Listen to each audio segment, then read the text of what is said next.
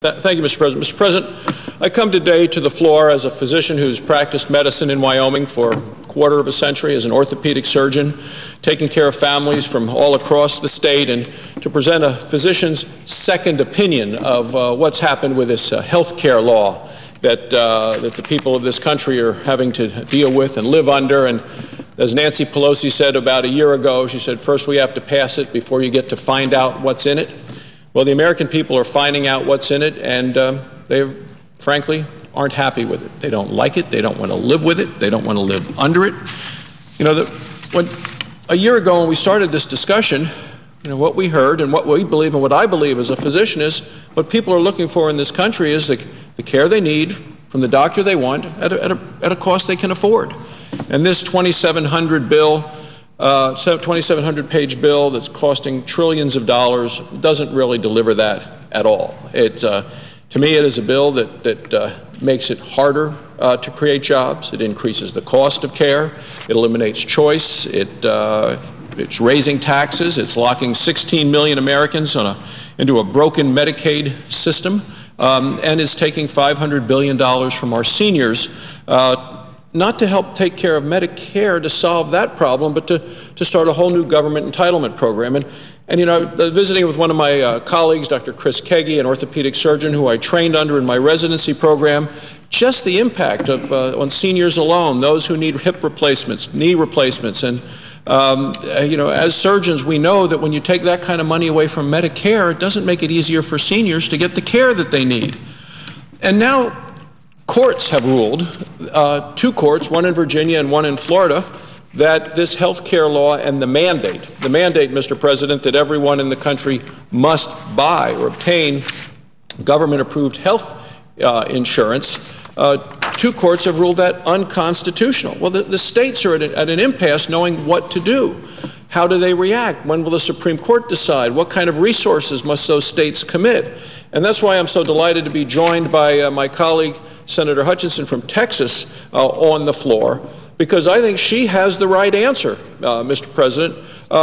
She has introduced, as an amendment to the bill that we're discussing today on the floor, the Save Our States Act. It's an amendment to suspend implementing these health reform measures until the lawsuits have been settled and we actually get a clear understanding, because I believe that this law is unconstitutional.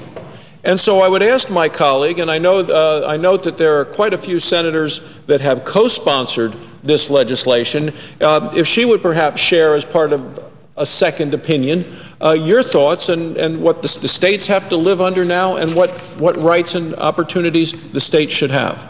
Well, Mr. President, Senator from Texas, I certainly appreciate what Dr. Barrasso, Senator Barrasso from Wyoming, does for us on a regular basis, and that is, as one of the few physicians in our body, to be exact, and he is one of the two. He tells us the things that are happening in this health care reform bill that are hurting our health care system, hurting the quality of health care in our country, and at a time when we need to assure senior citizens that the Medicare cuts will not take effect, and as we certainly want our small businesses to hire people rather than stop at 50, because then they're going to start getting fines for not giving the government-prescribed health care that is in the Health Care Reform Act that was passed last year. And so what I'm doing in my amendment is one of those pending in the bill that is before us is saying, stop. We have now had two courts, two federal courts, one from Virginia, one from Florida, that have said this law is unconstitutional. And yet the administration is continuing to implement the law, even though it has certainly now been called into question. I am most affected by the number of states that are having to do the same thing. Most of our state legislatures are in session right now. Every one of them, actually I think approximately 44 states out of 50, have budget shortfalls. And yet, our states are having to spend millions and hundreds of millions of dollars to implement a law that may be declared unconstitutional. Some states have said, we're not going to implement. But if they say that, then they are going to be in jeopardy when they're not prepared if the law is constitutional, and they will be paying late fees and fines for not implementing during this kind of time when we're in limbo. Some states are saying, well, we're going to go ahead and implement, but we have a budget shortfall, and we would really like not to be required to implement a law that may be void, and we're spending millions of dollars when we really need that money for education, frankly, or Medicaid. So my amendment just says we will stop any further implementation of this law until we know the final court opinion has been rendered by the Supreme Court of the United States whether or not the law is valid. That's it. That's it. Simple, clear. We will just let every state know and have a level playing field that you do not have to spend the hundreds of millions of dollars that are now being spent on implementation unless we know the Supreme Court has said the law is valid. I have 36 co-sponsors of my amendment, including the senator from Wyoming, who is one of our 2 physicians in the Senate. And I think that we will have a large support because I'm getting letters from organizations. I got a letter from a group that has been formed to say we really need to start over on this health care reform bill. And these are people who represent the employers of America, the employers who want to be able to give their employees the health care coverage that they can afford right now. It may not be the government prescribed health care, but many are trying to do it. And the groups that have signed this letter supporting my amendment to say stop implementation now are the Associated Builders and Contractors, the Associated General Contractors, the electrical contractors, the food service distributors, the international franchisees, the National Association of Manufacturers, the National Association of Wholesaler Distributors, the National Retail Federation, the Small Business and Entrepreneurship Council, the United States Chamber of Commerce, and the Independent Women's Voice, the 60 Plus Association.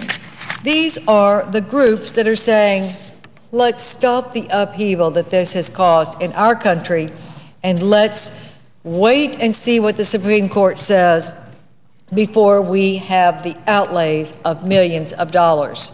And most certainly the small businesses that are not increasing their employment because they are so concerned about the implications of this health care reform bill. Let me just give the senator from Wyoming an example from my home state of Corpus Christi.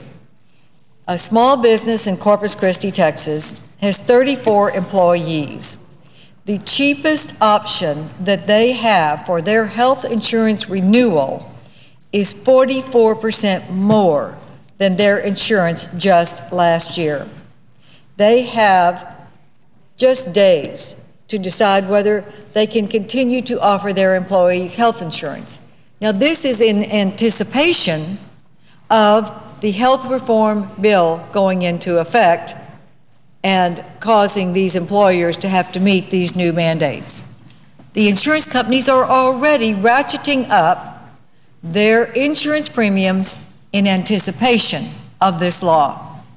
This is one of the key reasons that we need to stop the implementation until we know if this law is valid, so that our businesses will have the freedom to provide affordable health care coverage to their employees. So, Mr. President, I thank the senator from Wyoming for coming in with his second opinion, because we know that he has unique experience working with our health care system, and I want to make sure that we don't do what the physician motto is, and that is harm when we haven't thought it through and we don't have all the ramifications. First, do no harm. That's what the motto is. It's simple and clear, and I think we need to stop implementing this bill until the Supreme Court has ruled on its constitutionality. Thank you, Mr. President, and I thank the Senator from Wyoming. Mr. President, just to follow on that, I'm so pleased to be a co-sponsor, an original co-sponsor of the Save Our States Act. States are very concerned. As I heard my colleague from Texas say, there are 44 states are in the red right now. And when you hear the complaints from governors of both parties, they are both having to live under this law, have great concerns at it. Some states, as my colleague from Texas knows, have actually applied for waivers so they don't have to live under the constraints of the law. The state of Maine has been given a waiver. 2.5 million Americans have been given waivers by the Secretary of Health and Human Service. Many of those are union workers and who actually supported the law. But when they found out what this law was going to cost, as the example that you have just given from Corpus Christi, they say, we can't live under this. And yet to have to be forced to go ahead and put this expense forward and pay for this at a time of huge financial challenges for our states, it just seems that the Save Our States Act is a rational, logical, common sense way to deal with this. Now, I'm going to be home in Wyoming again this weekend, very likely at a health fair in Worland, Wyoming, visiting with people from the communities. Health fairs are ways for people to get low-cost health screenings because we know that early prevention and then early detection of problems is a way to help keep down the cost of health care. Those are things that work. We need to repeal and replace this health care law with things that are common sense solutions that work. Of course, allow people to make it legal for them to buy insurance across state lines. Give people individual incentives to stay healthy. Allow people who buy their health insurance individually to get the same tax breaks as the big companies get. Deal with the lawsuit abuse that doctors will tell you impacts on the way they practice, raises the cost of care. There are so many things we need to do, and that is why, Mr. President, I come to the floor again today with a doctor's second opinion on the health care law, saying it is time to repeal and replace this health care law and replace it with something that works for the American people. This law that we have passed now on the books, one that I believe is unconstitutional, and one that the Save Our States Act will help our states deal with, is a way that I think will help the health care of Americans who are struggling at this time to dealing with the onerous requirements that they see coming at them under the President's new health care law. And with that, Mr. President, thank you, and I yield the floor and suggest the absence of a quorum.